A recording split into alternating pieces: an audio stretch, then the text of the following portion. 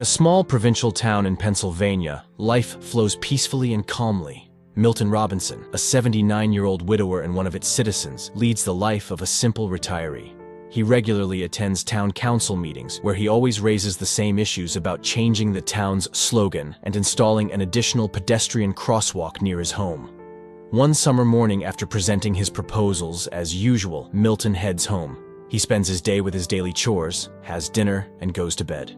In the morning, he waters his azaleas and feeds the birds. Later, his adult daughter, Denise, comes to help him with his monthly bills. There's no news from his elder son, Tim, as he lives far away and rarely calls. After finishing their business, Denise goes to the restroom and finds a jar of peas there. She's concerned about her father's well-being, and even though Milton assures her he's fine, she suggests he see a neurologist for a checkup. After all, the man is quite old, and forgetfulness could be a sign of approaching dementia. However, Milton vehemently opposes seeing any doctors. Denise goes to work, leaving the old man alone with his beloved detective shows and a solitary dinner.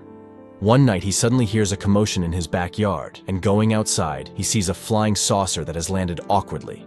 Milton calls the rescue service, but they remind him that joking with such a serious organization is a matter for the authorities. They no longer answer his calls, so he dials Denise's number, but she is unavailable. After a restless night, he heads to the town council meeting, where as always he talks about the slogan and the crosswalk. At night, the old man hears strange sounds from the backyard, goes out to see what else has happened, and finds an injured extraterrestrial being in his patio. Once again, he tries to reach his daughter, but Denise, as always, is unreachable. He leaves a voicemail and waits for a call, but it's all in vain. The next morning, as usual, he attends the meeting. His friend Sandy this time proposes a new project for interacting with the youth. She has put up posters around the town and would be delighted if someone came to listen to her stories and advice. She is eager to be part of the lives of lonely young people who need friends. When it's Milton's turn, he starts with the town's motto and the crosswalk as usual, but after that he talks about the UFO that ruined his flowers and broke the bird feeder. However, nobody believes him, considering it the ramblings of an elderly man.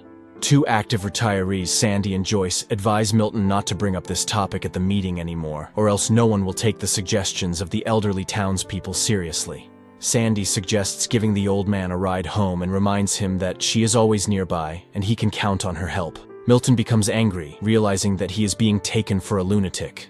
That evening, Milton checks his backyard again to see the extraterrestrial being whom he had thought was dead, but the creature suddenly raises its head and looks at him plaintively. Milton wraps the unconscious extraterrestrial in a blanket again and leaves a glass of water for it.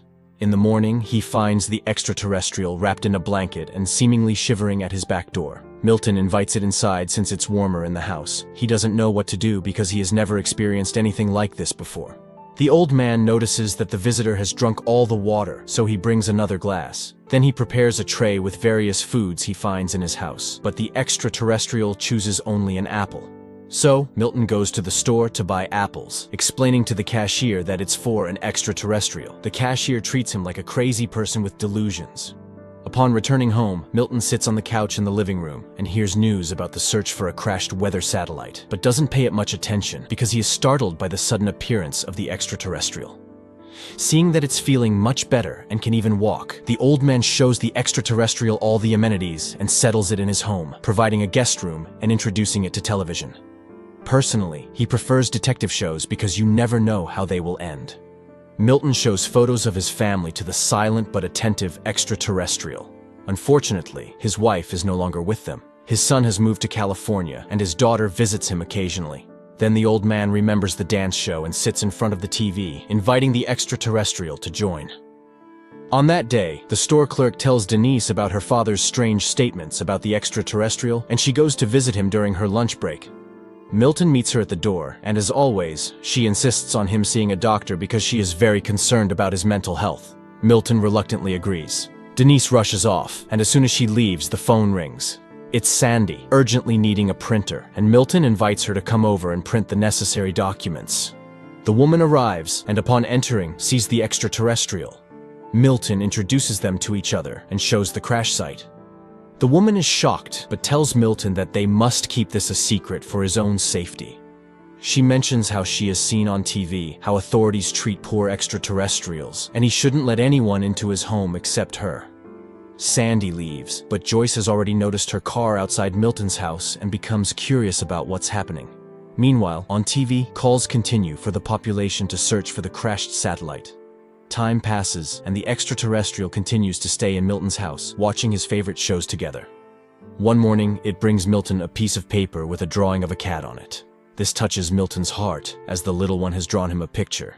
He finds the extraterrestrial working on repairing its spaceship, apparently having fully recovered and getting ready to go back home. Soon, Milton visits a neurologist and undergoes tests, making some frustrating mistakes in some of them.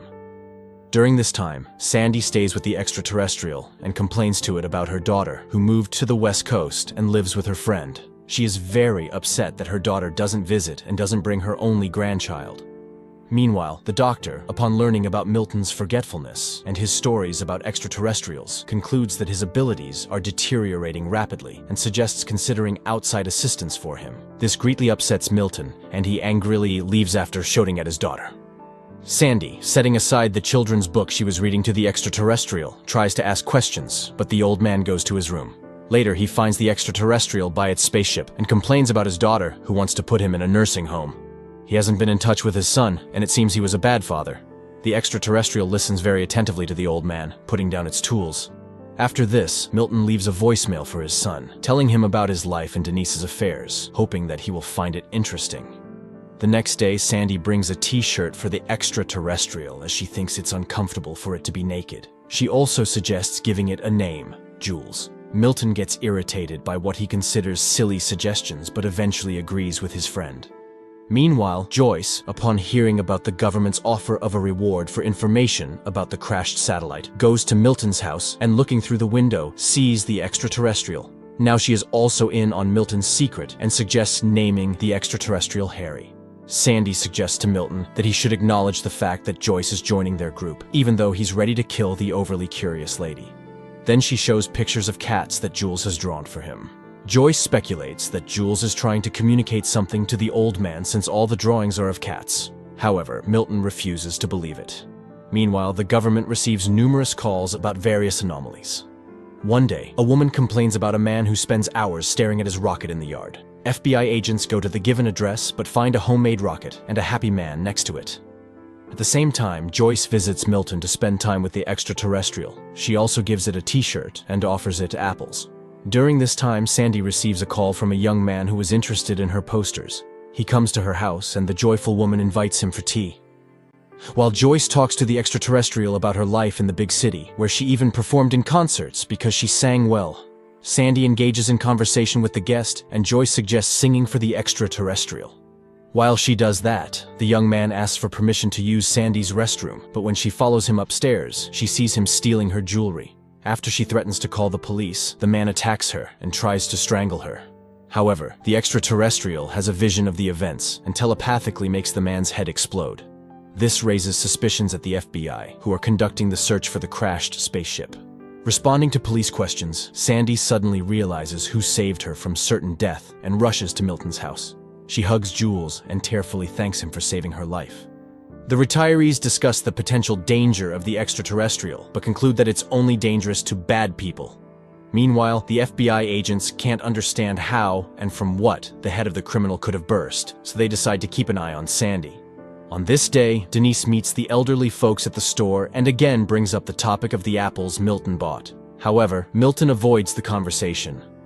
Later, the group has lunch at Milton's house when Sandy notices a strange smell. When they go outside, they discover a dead cat that Jules apparently brought there. Connecting all the facts, the retirees realize that the extraterrestrial needs cats for some reason. And now there are not 7, as in the picture, but 6. Milton calls Denise, hoping to find out where she disposes of the deceased cats in her clinic, which frightens her completely. Not receiving a clear answer, Milton and Sandy decide to drive around the streets of the town, since cats often meet their fate under car wheels. On the road, Milton inquires about Sandy's husband's illness, which eventually led to his passing, and she talks about being left alone. She starts asking questions, reassuring that life must go on. However, at this point, Milton asks her to stop the car, and the FBI agents become witnesses as the elderly couple loads a deceased cat into the trunk. That day, they find 2 more cats, and Joyce promises to find the rest. Meanwhile, FBI agents eavesdrop on the private conversations of Milton's close ones and hear Denise telling her brother about her father's eccentricities. At this moment, Joyce brings 3 more cats she found in different parts of the town. Only one is missing. Just then, agents knock on the door, but the elderly folks hide and don't open it. The men eventually leave, and the people realize they need to act quickly. And then, Milton remembers Joyce's deaf, blind, and non-mobile cat. Offended, she leaves, but Sandy catches up with her and apologizes for Milton's bluntness. Joyce admits that he's right. It's long past time to end the suffering of the cat. She brings the animal, and the extraterrestrial puts it to eternal sleep. Then it covers the remains with some material, and they start to merge into a single object. In the end, a glowing object appears in front of the group, which serves as fuel for Jules's spaceship. The saucer lifts off into the air and moves to the center of the yard, which is instantly detected by the FBI's instruments. The retirees understand that the time for farewell has come. Joyce gives Jules a souvenir globe with a view of the city inside. Sandy gives him a sweater she knitted, and Milton gives him his driver's license with a photo. But the extraterrestrial suddenly makes an inviting gesture, clearly offering them to join, and Milton suddenly decides to accept the invitation. But then the phone rings in the house, and picking up the receiver, he hears Denise's voice. She suggests meeting on Saturday. They'll have lunch, and then she'll give him a haircut because they've been arguing, and that's not right. At that moment, agents knock on the door. Milton rushes into the yard, and they only manage to see the departing saucer, where 3 Earthlings joined in the last moment. The ship lands not far from the town to safely disembark the elderly and bid them a peaceful farewell. Milton hugs the extraterrestrial and thanks it for the invitation to travel together, but he can't leave his home and loved ones behind. Jules enters the spaceship and flies away while the elderly folks wave goodbye to him. Time passes. Milton continues to live in his home, visited by Sandy and Joyce. The elderly often reminisce about Jules' Harry and hope that he hasn't forgotten them either. And one night, Milton's yard is illuminated by a bright light, and the old man realizes that he has guests.